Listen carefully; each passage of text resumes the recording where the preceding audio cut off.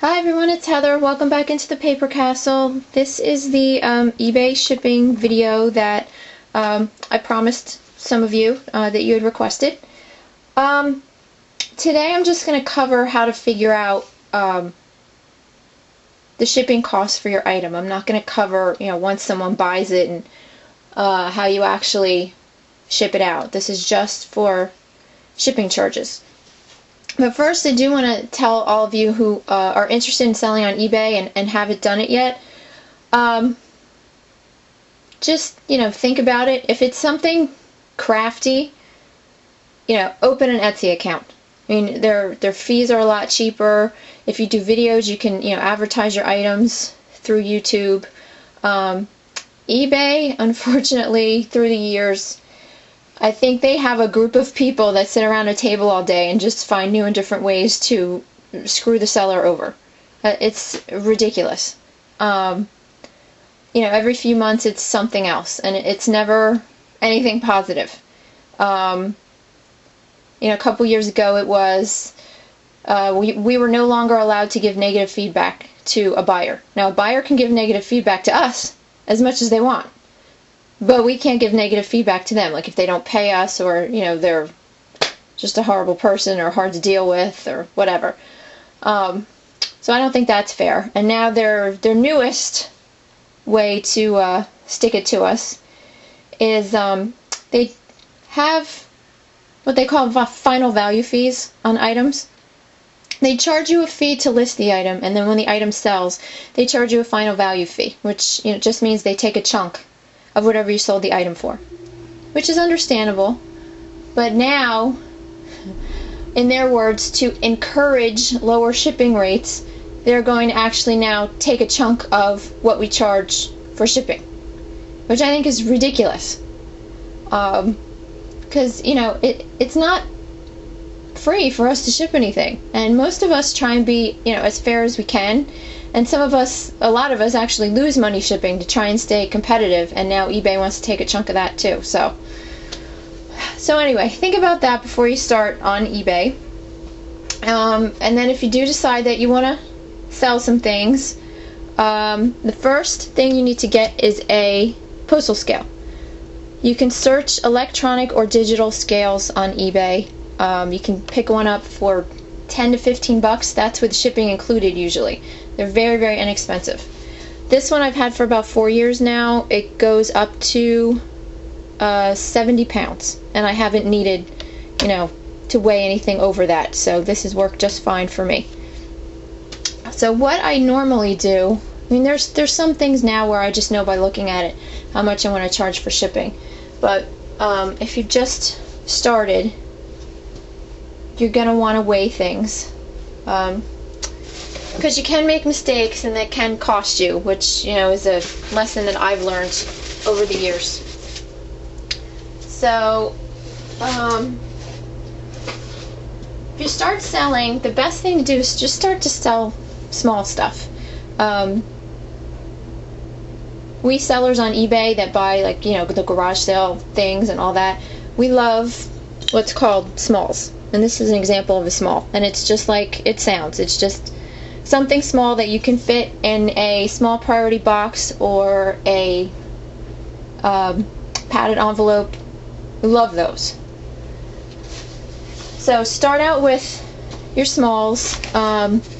You can order priority boxes from the Postal Service. They will ship them to you for free. That's where I get most of my boxes from. Any of my other boxes that I'm not shipping priority, my husband brings them home from work. I ask family, friends, save boxes that I get from things that are shipped to me, because the packing materials can be expensive. So I use whatever I can. I still have to buy things here and there like peanuts, bubble wrap, but I use old plastic shopping bags and newspaper and all kinds of stuff. So what you're going to want to do is you're going to want to weigh your item, zero out my scale, and always weigh it with a box. It doesn't have to be the exact box, just an approximate box of what you might be shipping it in. Okay, so this weighs, I know it's hard to see, but it weighs 13 ounces. that's without any packing material. So I would probably round that up to about a pound and ship it priority. That should go for, let's see, a pound or under used to be $4.95. Now I think it's $5.10, $5.15, something like that. So I'd probably ship it for $4.95, $5.95, something like that. And then for a bigger item, this is another thing that I'm listing today. This big silver plate teapot. This is a heavier item, and it weighs over 2.5 pounds. And with the box, I weighed it earlier with a large flat rate box. With the box, it weighs about 3.3 pounds. So since that's a heavy item, I would probably try and ship it in that flat rate box for $14.95. Because I'm on the East Coast, to ship things to the West Coast can be very expensive. I don't get a lot of East Coast business. Most of my things end up going to like California or Texas. Those are my two biggest states that I ship things to. So I kind of base my shipping rates on those states. If there's someone on the East Coast and they ask me for a discount, I will gladly give them one. If something is going parcel post instead of priority, I will upgrade their shipping for them. There's a lot of things that I'll do to try and compensate for the shipping cost that I'm charging if someone's close by. So after you weigh it, then you have to figure out how you want to ship it. There are 5 different ways to ship things through the Postal Service. I really don't do UPS. There's express mail, there's priority mail, there's parcel post, there's first class, and there's media mail. Right off the bat, you can knock off express. You are never going to ship express unless someone asks you for it specifically. So don't worry about that. Priority is the way that most buyers would like their items shipped, and I try as hard as I can to ship most things priority. Parcel post is for items that are normally heavier and it takes a little longer to get there. It takes about 7 to 10 days to get to its destination. First class is anything 13 ounces or under. I don't know why it's 13 ounces and not a pound, but that's what it is. And that usually gets there pretty quickly. And then the last option is media mail, which is another option that I love because you can ship, oops, sorry guys, that's the printer doing something. I can ship books, CDs, DVDs, educational material, anything basically I think except for magazines through media mail. And it's very, very inexpensive compared to trying to ship it in another manner because, you know, books can be so heavy. So I'm going to take this camera off the tripod and just show you the post office website really, really quick. Okay. If you guys can see this. But when you figure out how much your item weighs, you're going to go to the post office website, which is USPS.com, and I'm going to put the link below. And then you're just going to go up to the top here and hit calculate postage. Okay, then you're going to go down here, and I know it's hard to see. I don't know if this thing is going to focus. Probably not. But it says calculate domestic postage, calculate international postage, and business postage. I've never used the business postage. So if you calculate domestic postage, it's going to ask you where you're shipping it to. You're shipping it to the United States. That's what's highlighted in blue right there. And then it's going to ask you where it's going. What zip code it's coming from and what zip code it's going to.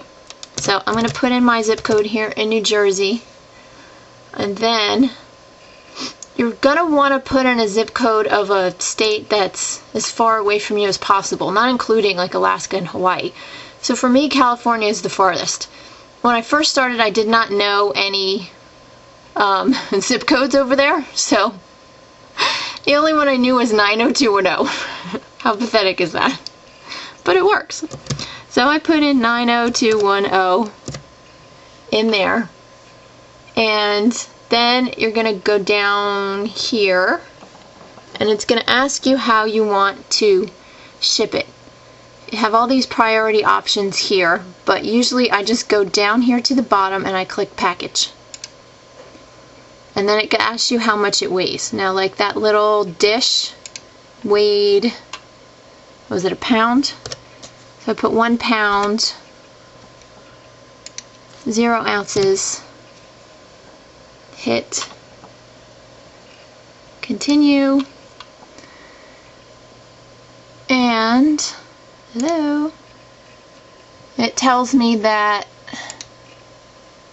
the priority option, if I just shipped it in a regular priority box, is going to be $5.95 if I just ship it from the post office, and $5.83 if I ship it online.